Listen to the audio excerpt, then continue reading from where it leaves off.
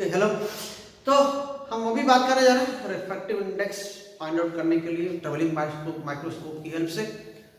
और ये travelling glass lab का जो रिफ्रैक्टिव इंडेक्स फाइंड आउट करते हैं वो वर्टिकल शिफ्ट की हेल्प से फाइंड आउट करते हैं। अगर वर्टिकल ऊपर से हम ग्लास लैब के नीचे रखी हुई चीज को देखें so it appears raised upward दिखता है, इसको हम वर्टिकल शिफ्ट कहते हैं।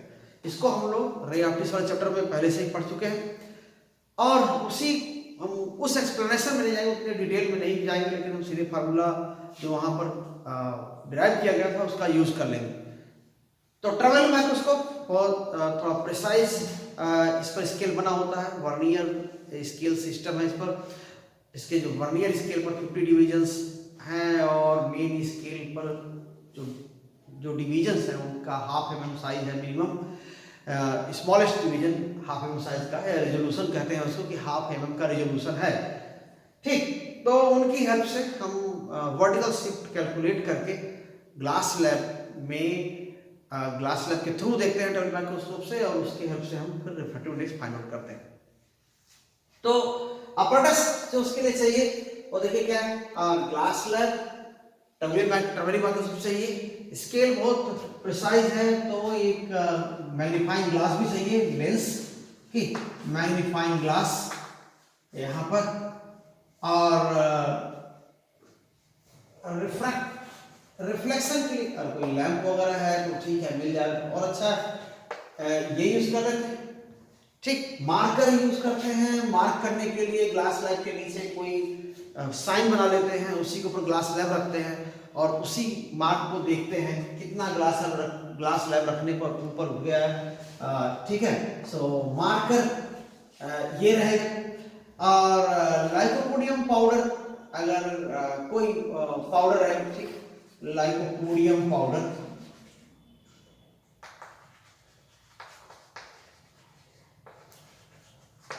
ठीक, ये तो देखिए इसमें थ्योरी क्या है, थ्योरी या फार्मूला यूज्ड। अगर किसी ग्लास लैब के थ्रू, किसी डेंसर मीडियम के थ्रू किसी ऑब्जेक्ट को देखते हैं तो वो ऊपर से देखते हैं तो थोड़ा सा ऊपर उठा हुआ दिखता है। ठीक है, सो इफ अ लेटर और an object is observed through an optically denser transparent material, an optically denser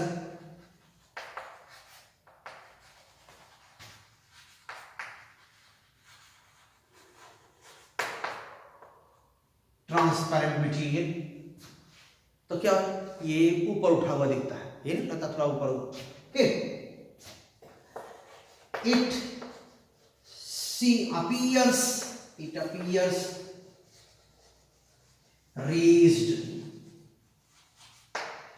ठीक है, तो कितना ये ऊपर क्यों रेज कर गया है, वही इसको वर्टिकल शिफ्ट कहते हैं। ठीक है, this is called vertical shift।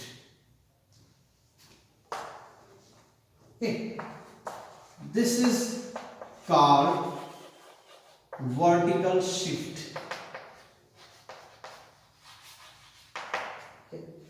तो अगर मानते हैं सरफेस पर यहाँ, ठीक, यहाँ कुछ मार्क बना दिया या फिर कोई लेटर है, ठीक है, और एक स्लैब या डेंसर मटेरियल यहां पर ऐसे रखे हुए हैं,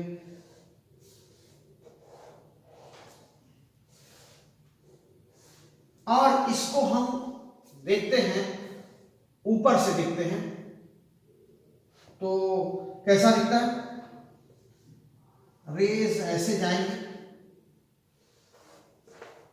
ठीक, और एक हम ये ऐसे ले लेंगे तो थोड़ा सा अवे चली जाएगी।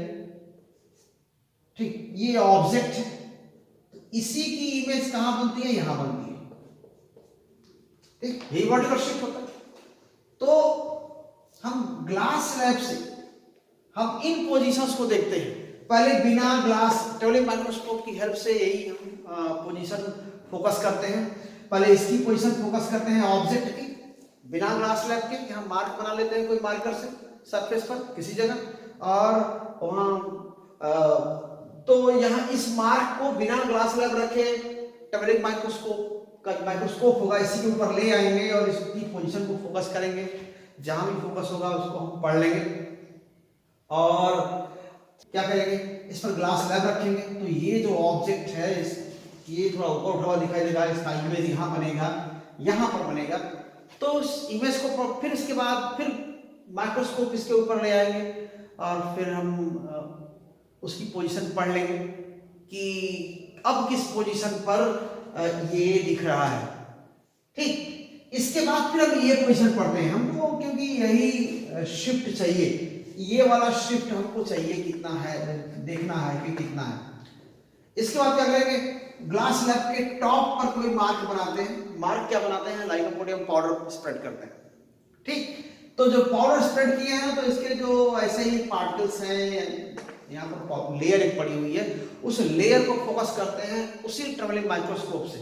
तो ट्रैवलिंग माइक्रोस्कोप तो यहाँ फोकस करेंगे तो इसकी रीडिंग को देगा, इस क्लियर इमेज, इसके जो पाउडर है उसकी क्लियर इमेज को बताएगा हमें। फिर ये मार्क या जो हमने मार्कर से बनाया उसको अब नहीं देखना होता है, इसको दो बार देख लिए, एक बार बिना ग्लास स्लैब के यहाँ देख लिए, एक बार ग्लास स्लैब रख दिया तो ऊपर उठा देखा हुआ यहाँ पर देख लिए उसको, फिर इसके बाद हम ग्लास स्लैब पर ही पाउडर स्प्रेड करते हैं और उस पाउडर को फोकस करते हैं, तो फिर वो यहाँ। तो इसके बाद क्या करते हैं कि हमें 3 रीडिंग्स मिल गई। कौन सी मिल गई, R1 इसकी रीडिंग है, इसका जहां इमेज बना है फोकस किया है कहीं बना होगा, ये R1 है, ये पोजीशन। इसके बाद ये फोकस किया है वो R2 है, ठीक है, ये इसकी जो डेप्थ है वो R2 है, ऐसे फोकस किया। ठीक, और इसके बाद फिर क्या है, ये इसकी पोजीशन, ये पोजीशन, ये क्या है R3, इधर से ये जो पोजीशन पड़ रहा है ये R3। ठीक, तो क्या करते हैं, हमें चाहिए यही वाला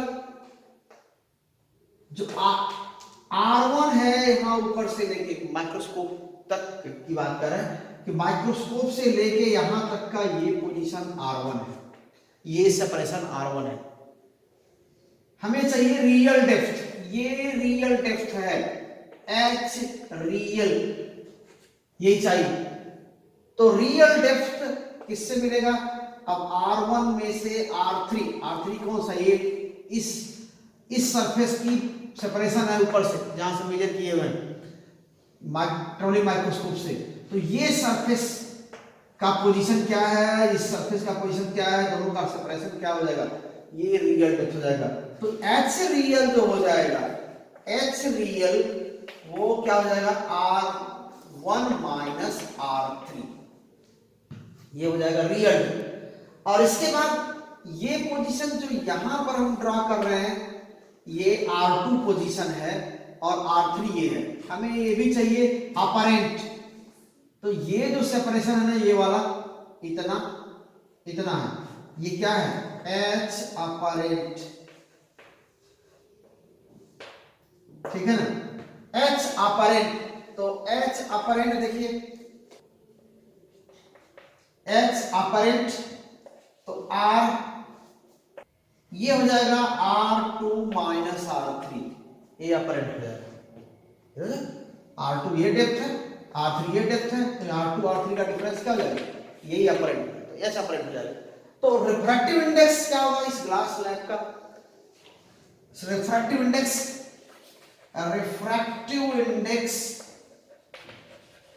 of glass slab mu equals H real divided by H apparent, ठीक है, अपरेंट। तो यही लिखते हैं R1 minus R3 divided by R2 minus R3, ये तो यही रिफ्रैक्टिव इंडेक्स दोनों लेंथ का रेशियो है, तो कोई यूनिट इसकी हो गई नहीं, तो यही फाइंड आउट करना ऐसे ही। तो देखने में तो वैसे ही सिंपल लग रहा है, लेकिन थोड़ा ये रीडिंग पढ़ना इसका थोड़ा सा केयरफुल होने की जरूरत पड़ती है, क्योंकि प्रिसाइज स्केल है तो ये काम करते हैं। तो इसके लिए आप टेबल जैसे बनाते हैं, आपको करना क्या है, यही serial number, main scale reading, vernier scale reading, total separation या टोटल डेप्थ कितना हो जाएगा वो लिख लेंगे, पोजीशन। उसके बाद ग्लास स्लैब रखने से पहले की बात, ग्लास स्लैब रखने के बाद फिर वही रिपीट करना है, फिर ग्लास स्लैब के ऊपर ग्लाइकोडियम पाउडर स्प्रेड करके फिर वही रिपीट करना है। तो ये चीज करनी है, प्रोसीजर है, ठीक है। तो जो ये तो प्रिंसिपल हो गया और प्रोसीजर।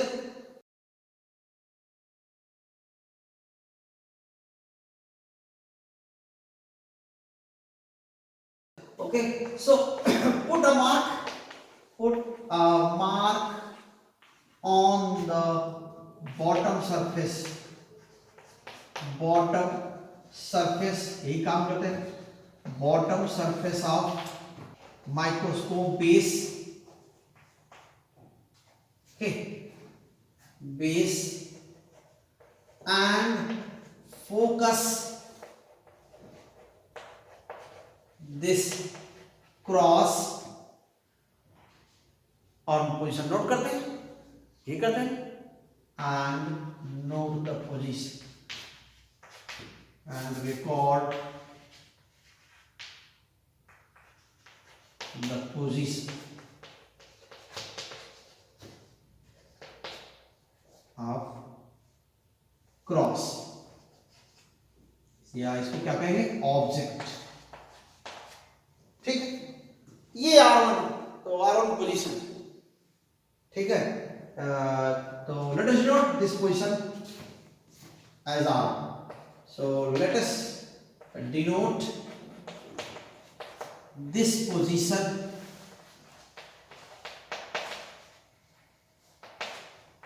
एज R, कि अब क्या करते हैं, अब उस क्रॉस के ऊपर ग्लास स्लैब रख लेते हैं, ठीक है। Place a glass slab,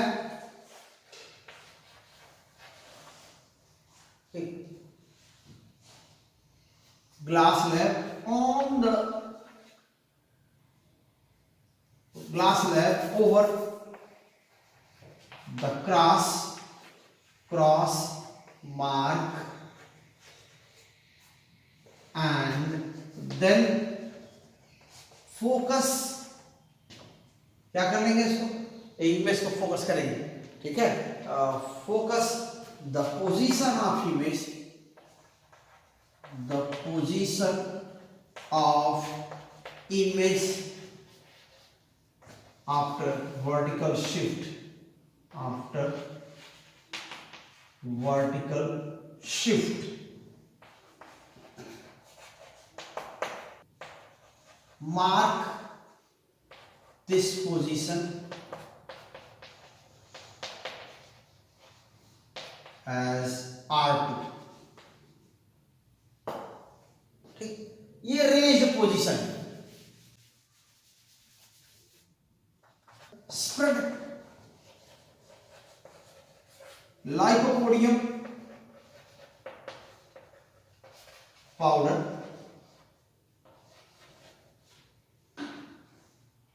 on the top of glass slab, okay, and focus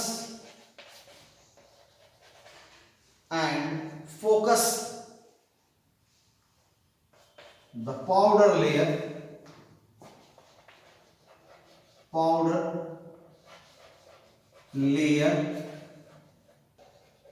and record the position,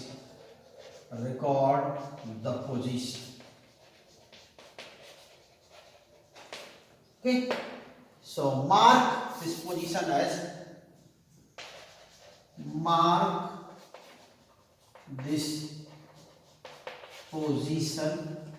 as R3, ठीक है, R3.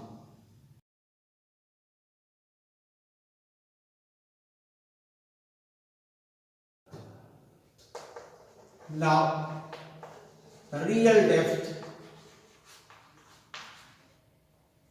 okay, of cross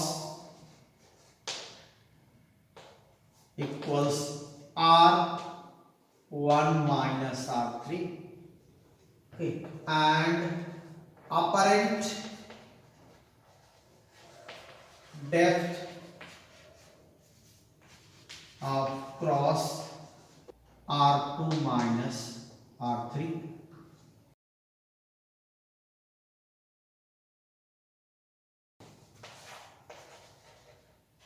Ratio of ये क्या है, H real H apparent, okay, ratio of H real to H apparent gives refractive index.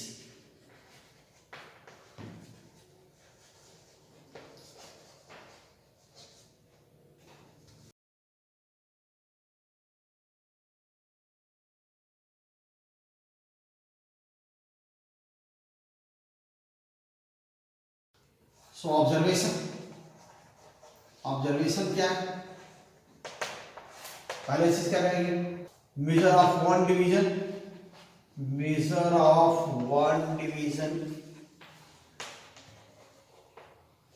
किसका one division, main scale का division on the main scale, ये लिखते हैं, जितना होगा लिखिए, ठीक है ना. आपके यहाँ जो लैब में है वो कितना है, हाफ mm है, ठीक है, 0.5 mm ऐसा. Number of division on vernier scale, number of divisions on the vernier scale,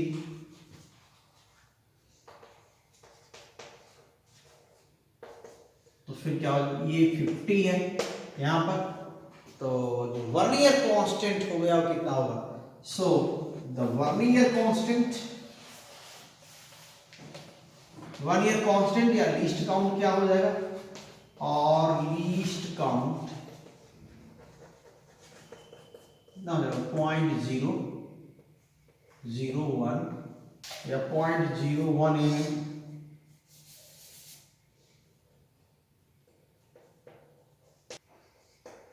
ठीक है, 1/100 mm ऐसा हो जाएगा. अब टेबल बनाएंगे, तीनों के लिए बना लेंगे, किसके लिए, ऑब्जेक्ट पोजीशन के लिए, इमेज पोजीशन के लिए और लाइकोपोडियम पाउडर लेयर के लिए, ठीक है.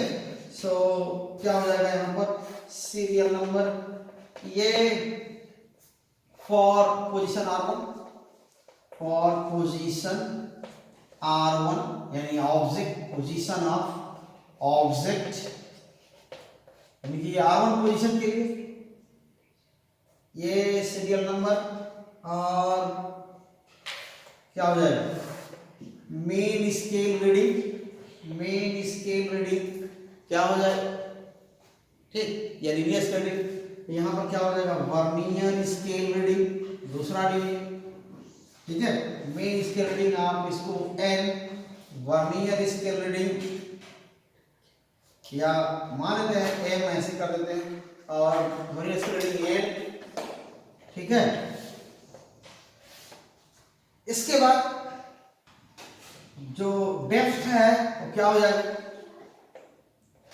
पोजीशन ऑफ क्रॉस, ठीक, तो क्या लिखते हैं,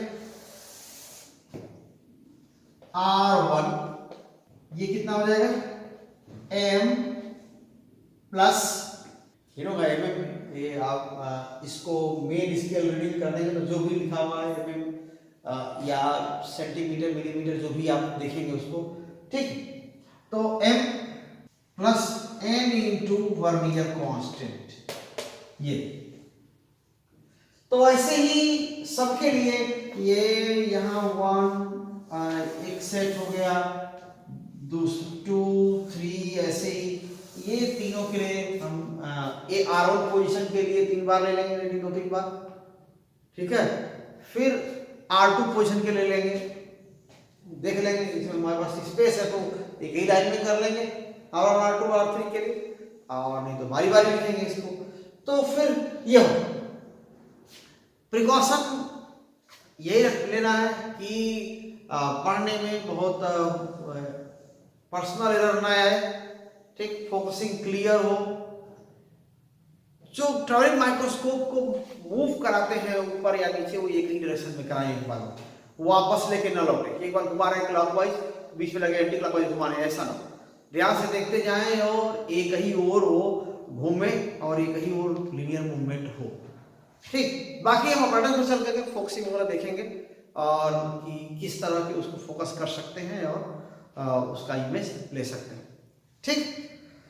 तो ये प्रोसीजर यही, बाकी आप रिजल्ट और प्रिकॉशन सब वहाँ पर हम लोग बात करेंगे, ठीक है। ठीक है, देखिए तो ये पूरा सेटअप है ट्रैवलिंग माइक्रोस्कोप का, ठीक। माइक्रोस्कोप इसमें बस यही है जो हम लोग माइक्रोस्कोप पढ़ रहे थे ना रे ऑप्टिक्स में, वो माइक्रोस्कोप यही है। ये ऊपर ना यहाँ पर आई पीस का सिस्टम है, ठीक, ये सब आई पीस है, ये आई पीस है और नीचे ऑब्जेक्टिव लेंस है। यहाँ पर जो ऊपर नीचे से घुमा रहा है ऐसे ऐसे ना, ये जो नॉब है इसी को रैक पिनियन अरेंजमेंट बोलते हैं, कि हम ऐसे ऐसे घुमाते हैं तो ये लीनियर मूवमेंट करता है, रैक पिनियन अरेंजमेंट, ठीक है। और ये पूरा जो कॉलम है, इस कॉलम पर देखिए यहाँ पर क्या बने हुए हैं, मार्क बने हुए हैं, इसको फोकस कर सकते हैं, ये मार्क बने हुए हैं। ये मेन स्केल है, जो ऊपर नीचे को बना हुआ है ये मेन स्केल है, ठीक, यहाँ पर। और यहाँ जो इतना बड़ा ये बना हुआ है वो वर्नियर स्केल है, ठीक, जहाँ फोकस कर, जहाँ हमारे फिंगर है वो वर्नियर स्केल है, और उसके बगल में जो ऊपर से नीचे तक पूरा क्या बना हुआ है, मेन स्केल बना हुआ है। इस मेन स्केल पर 1/2 mm के मार्क्स हैं और वर्नियर स्केल पर 50 डिवीजन्स हैं। तो वर्नियर स्केल, इसके यूज़ का नाम आपको बताया गया है। हाँ, इससे जो यहाँ पर ये नॉब दिया हुआ है, इससे आप इस पूरे बेस को, पूरे कॉलम को खिसका सकते हैं एज इट इज़, पूरा इधर इधर लेफ्ट राइट आगे पीछे एडजस्ट करने के लिए खिसका सकते हैं, ठीक है। यहाँ पर दिया हुआ है इसको नॉब, जब इसको कोई हॉरिजॉन्टल अगर इसका एप्लीकेशन कोई है, ऐसे पाइप का ट्यूब डायमीटर वगैरह नापना होता है तो इसको हम ऐसे कर लेते हैं। फिलहाल मुझे यहाँ पर तो वर्टिकल मूवमेंट की ज़रूरत है तो ये हम करते हैं। और तो लेफ्ट या राइट इस पूरे कॉलम को मूव करने के लिए ये नॉब यूज़ करते हैं, ये वाला।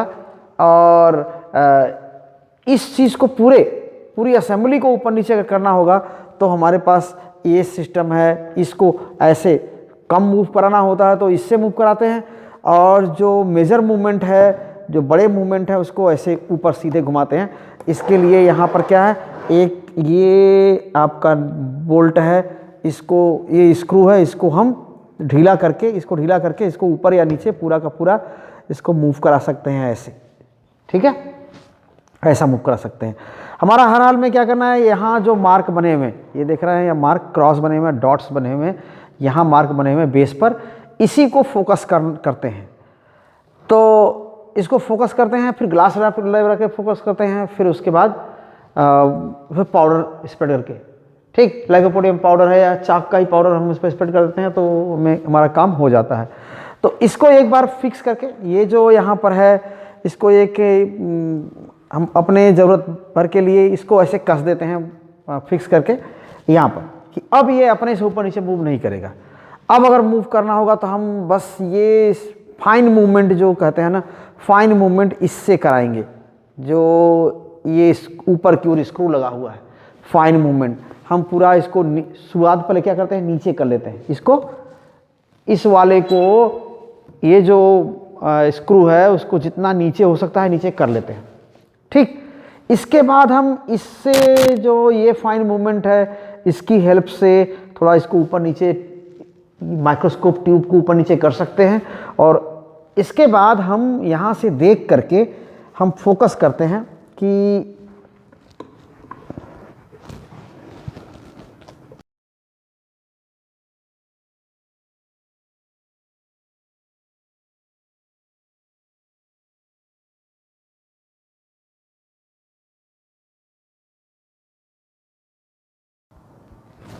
तो ऐसे हम यहाँ पे फिलहाल अभी जो लगाए हुए हैं ये अभी अरेंजमेंट है, ये वेल फोकस्ड है। यहाँ पर ये जो डॉट्स हैं इसमें से वेल फोकस्ड है।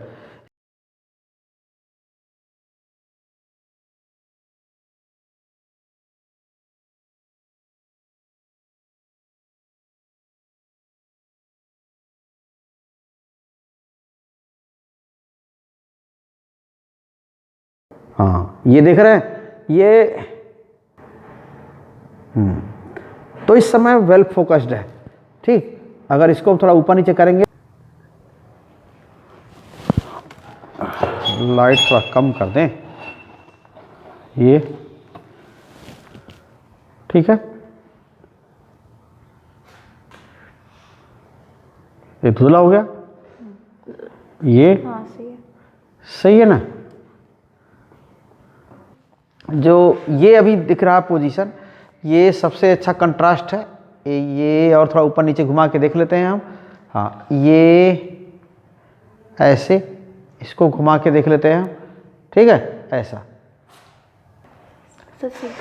हाँ यही है, ठीक है। तो ये इस समय जो कंट्रास्ट है जो दिख रहा है वो फोकस्ड है। तो अब हमें इस माइक्रोस्कोप ट्यूब को अब नहीं छूना है, अब जो भी फोकस करना है अब इसकी हेल्प से होगा।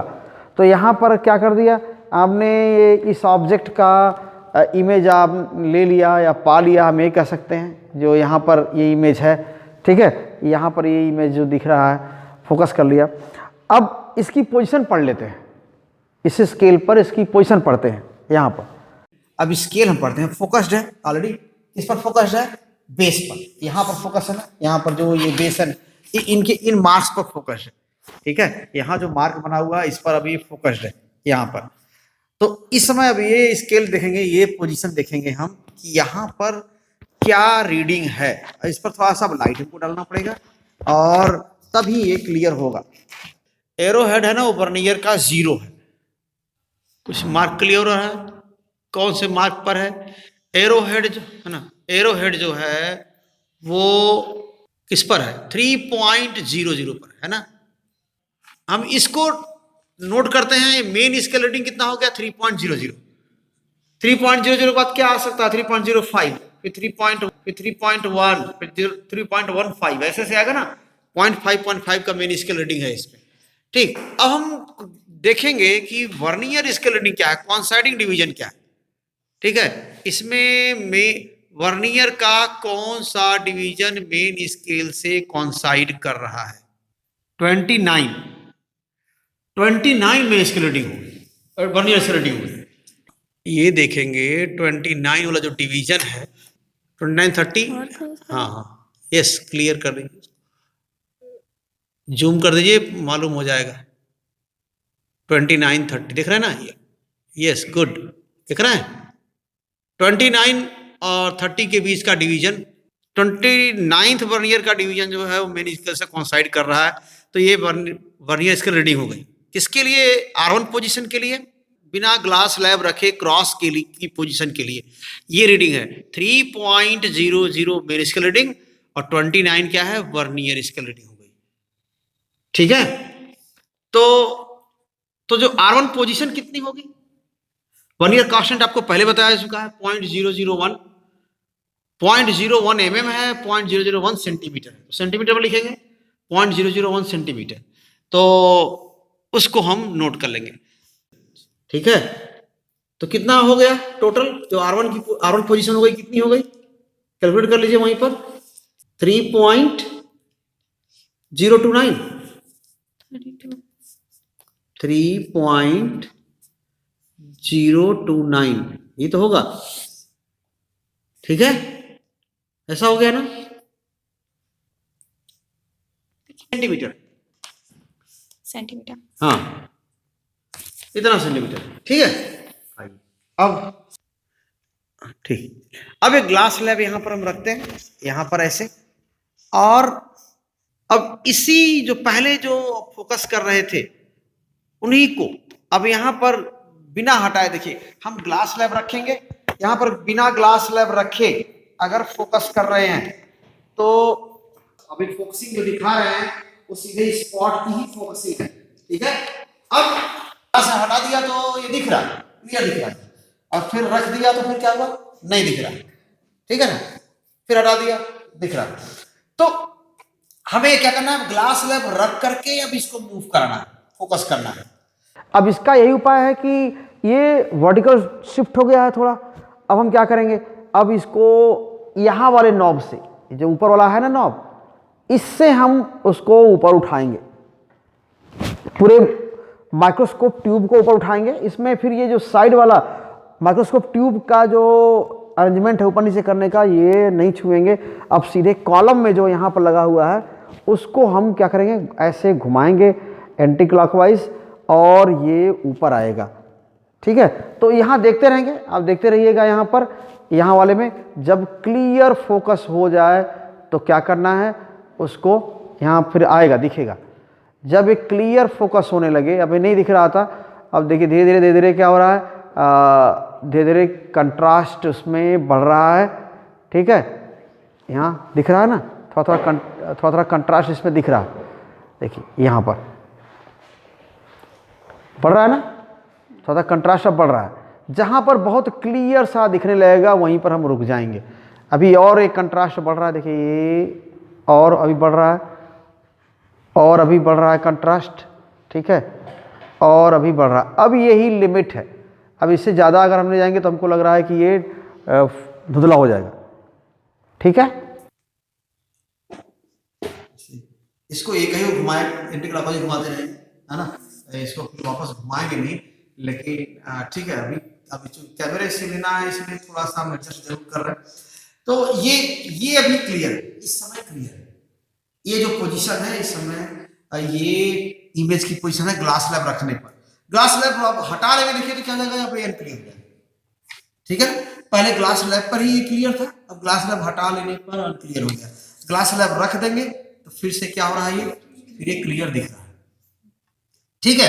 तो अब फिर हम पोजीशन पढ़ेंगे इसकी पोजीशन पढ़ेंगे कि अब कहां चला गया। अब ये जो वर्टिकल शिफ्ट होने के बाद जो इमेज है ना R2 पोजीशन, वो R2 पोजीशन अब पढ़ेंगे फिर से स्केल, ठीक है। इसमें वापस आ गए स्केल पढ़ने के लिए कि अब मेन स्केल रीडिंग क्या है और वर्नियर स्केल रीडिंग क्या है, ठीक है। तो अब हम फिर लेंस का यूज करेंगे पढ़ने के लिए। ये जो मेन स्केल रीडिंग दिख रही है, फोकस करके देख सकते हैं उस पर, उसको जूम कर लीजिए आप अपने वीडियो, ठीक है। तो ये जो मेन स्केल रीडिंग दिख रही है 3.65 को क्रॉस किया है,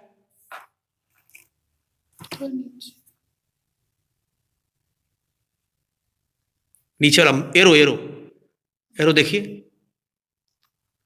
3.65 को क्रॉस किया है। तो अब देख लेते हैं, तो 3.65 क्या हो जाएगा, ये मेन स्केल रीडिंग हो जाएगी। और यहां पर फिर अब आएंगे, फिर थोड़ा फोकस करिए वर्नियर स्केल रीडिंग पर, कौन सा डिवीजन कॉन्साइड करता हुआ दिख रहा है, वर्नियर का कौन सा डिवीजन मेन स्केल से कॉन्साइड करता दिख रहा है। हमें 8, 9, 10 वाला नहीं पढ़ना है, 7, 8, 9 वाला, हमें 1 to 5 वाला ही पढ़ना है, ठीक है। तो ये हमको लग रहा है कि जो 37, 38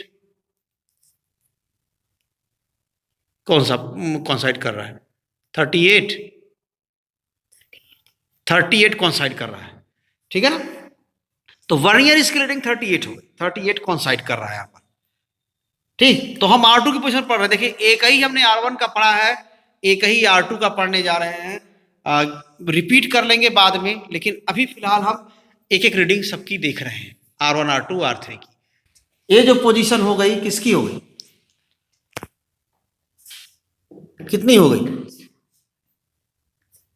38 है ना, 3 पॉइंट, ठीक है, 001 एक तो 3.688 कितना हो जाएगा ये? 3.688,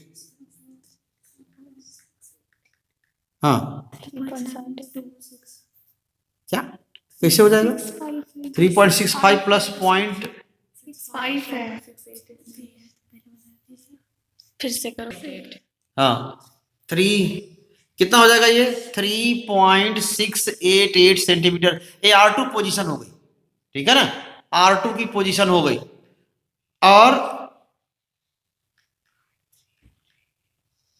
ठीक, अब हम R3 अब क्या करना है, ग्लास स्लैब के ऊपर ही हमें क्या करना है, ग्लास स्लैब के ऊपर ही हमें लाइकोपोडियम पाउडर स्प्रेड करना है या चाक पाउडर स्प्रेड कर देंगे, उसके बाद रेडी, ठीक है।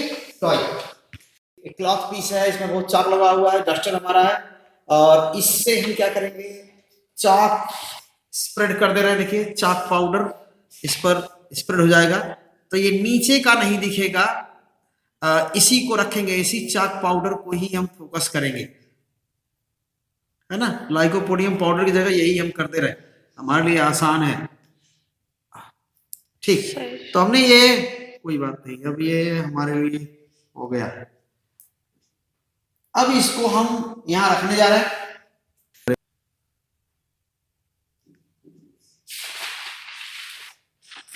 ठीक। अब चाक पाउडर में रख दिया, ग्लास स्लैब हटा लिया है, यहां पर ग्लास स्लैब रख दिया तो भी ये धुंधला दिख रहा है। और थोड़ा हम एक कॉर्नर ग्लास स्लैब का साफ कर दें और उधर वाला कॉर्नर हम रखेंगे इस पर, तो देखिए कैसा दिखेगा। जैसे ये अभी हमने एक कॉर्नर क्लियर कर दिया है, इसका एक कॉर्नर क्लियर कर दिया है, देखिए। तो क्लियर वाले कॉर्नर से देख रहे हैं, तब ये दिख रहा है, कंट्रास्ट दिख रहा है ना, ये ठीक। तो ये जो क्लियर वाला कॉर्नर है ना, ये वही इमेज है, ये वही इमेज है जो हमने वर्टिकल शिफ्ट होने के बाद फोकस किया था। ग्लास स्लैब रखने के बाद देखिए, ग्लास स्लैब हटा दें तो धुंधला दिख रहा है, ग्लास स्लैब क्लियर वाला ग्लास स्लैब ऐसे रख दें तब ये क्लियर दिख रहा है। अब अगर हम चाक पाउडर वाला हिस्सा इधर रख देते हैं तो देखिए थोड़ा धुंधला दिख रहा है ना, चाक पाउडर वाला हिस्सा रख देते हैं, घुमा देते हैं, तो ये हमने चाक पाउडर वाला जो पार्ट है उसको रख दिया इधर, अब क्लियर वाला नहीं है। हम अब इसको क्या करेंगे, इस नॉब को जो इस कॉलम पर लगा हुआ है इसको घुमाएंगे एंटी क्लॉकवाइज और ऊपर ले जाएंगे, कि अब चाक पाउडर के जो चाक पीसेस है ना, चाक पीसेस को फोकस करने के लिए अब इसको घुमा रहे हैं, हम ऊपर ले आ रहे हैं। देखिएगा यहाँ पर कुछ अलग सा कुछ फोकस होता है। देखिए अब देखिए क्या है, ये ऐसी पोजीशन है जहाँ पर चाक जो स्प्रेड किए है ना, चाक स्प्रेड किए हैं, वो चाक दिख रहा है, ठीक है ना, ऐसा दिख रहा है। हम थोड़ा सा इसको और इस कॉलम वाले नट को लूज करके इसको हम ले आएंगे, ऐसे हल्का सा ऊपर ले आए अगर,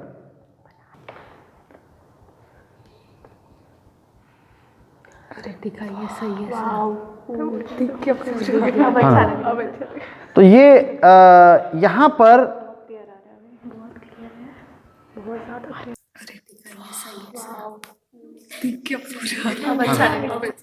तो ये यहाँ पर बहुत ज्यादा क्लियर है, क्रिस्टल क्लियर है।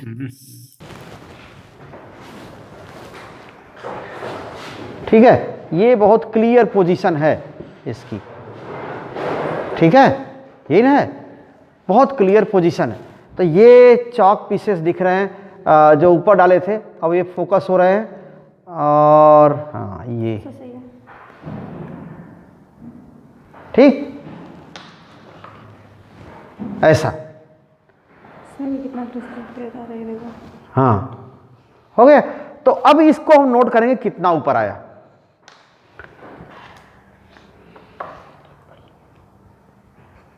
ठीक है, तो आई, तो अब इसको नोट करते हैं, इसकी पोजीशन कौन सी है, यही टॉप की पोजीशन है, ग्लास के टॉप की पोजीशन यही है R3। इस पोजीशन पर जब R3 के लिए R3 के लिए जो रिसेट पढ़ लें तब ना। मेन स्केल रीडिंग है, ठीक, वो है 4.90। जूम करिए इसको, है ना, क्या है ये 4.90, इन्हें क्रॉस किया है और थोड़ा सा आगे गया है, बस थोड़ा सा ही आगे। तो इससे भी अनुमान लग जाता है कि वर्नियर स्केल रीडिंग क्या होनी चाहिए। ठीक है, 4.90 तो वर्नियर स्केल रीडिंग बस बहुत ज्यादा नहीं होगी, 8-10 के आसपास होगी, क्योंकि थोड़ा सा आगे गया है। चलिए फोकस करिए, फोकस करिए। तो मेन स्केल रीडिंग तो 4.90 है, और जो वर्नियर स्केल रीडिंग है वो पढ़िए 10 है। तो हाँ, लग तो रहा है 10 ही है, कहाँ पे से? 9 या 10, ये कौन साइड कर रहा है ना यहाँ पर, देखिए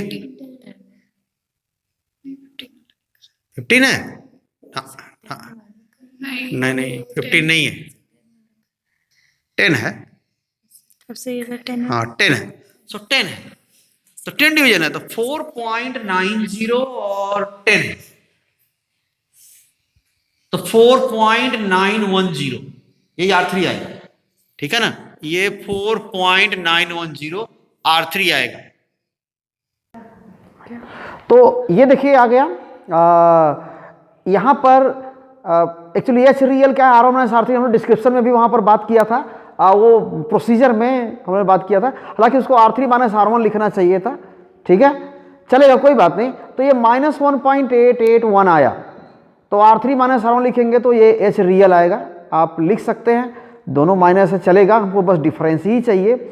और एच अपरेंट क्या है, R3 माइनस R2 करेंगे तो चलेगा, या ये क्या होगा फिर, तो ये जो डिफरेंस आया है R3 माइनस R2 लिखेंगे, हालांकि R2 माइनस R3 लिख दिया गया है, तो ये -1.22 आया। अब दोनों का रेशियो एच रियल अपन एच अपरेंट, ये कितना आ गया 1.539।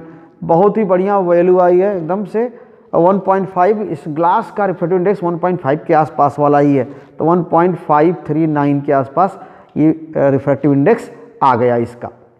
ठीक है, तो बहुत अच्छा मैच कर रहा है।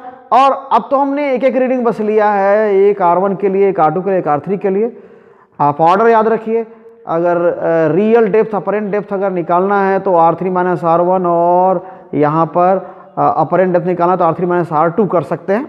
और बाकी ये दोनों में तो सही रेशियो वही आएगा। यहाँ पर दोनों बस निगेटिव निगेटिव लग रहा तो उसे आने दीजिए, कोई बात नहीं, हमें बस गैप निकालना है, हमें सेपरेशन निकालना है। तो ये वैल्यू हो गई, ये हमारा रिजल्ट है, और ठीक ठाक वैल्यू आ गई है, कोई गलत नहीं है।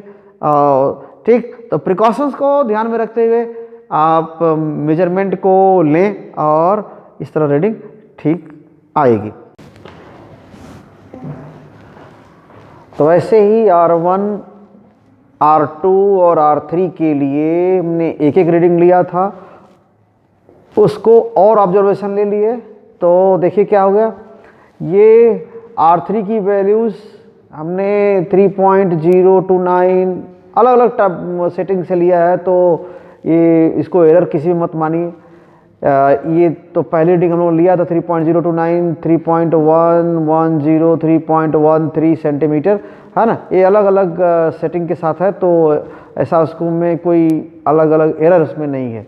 ठीक है, और जो R2 के लिए जो रीडिंग्स हैं ये इतनी हैं 3.6588, 3.688, 3.79, 3.779 ऐसा है। फिर जो R3 के लिए जो रीडिंग्स जो आई हैं ऑब्जर्वेशन, वो 4.910, 5.145, 5.115। ठीक है, तो ये सारे 1 जो फर्स्ट वैल्यूज़ हैं उनसे हम एक वैल्यू निकाले हैं μ1, वो 1.539 आया। सभी ऑब्जर्वेशंस के सेकंड वाले जो रीडिंग्स हैं, या सभी सेकंड वाले जो रीडिंग्स हैं उनसे जो आया है रिफ्रैक्टिव इंडेक्स 1.502 आया है। और जो सभी 3 वाले हैं, तीनों में R1, R2, R3 के जो 3 वाले वैल्यूज़ हैं उनसे जो रिफ्रैक्टिव इंडेक्स आया है 1.485 आया है। इस तरह अगर मीन हम ले आते हैं तो क्या हो गया, ये 1.508 ये मीन रिफ्रैक्टिव इंडेक्स आया। ठीक, तो हम लोग एक तरह से बहुत गुड अप्रोचिंग वैल्यू हम लोग पा चुके हैं इस एक्सपेरिमेंट में और अच्छी रीडिंग है। तो ठीक है, ये मीन ही, यही हमारा मीन क्या है, रिजल्ट है। और प्रिकॉशंस को फॉलो करते हुए हम वैल्यूज़ अगर देखते हैं तो देखिए जैसे यहाँ पर सही आया है, बहुत ही अच्छी वैल्यू आई है, वैसा ही हमारा एक्सपेरिमेंट कंप्लीट होगा। तो ठीक है, पूरा हुआ। Thank you very much, all the best.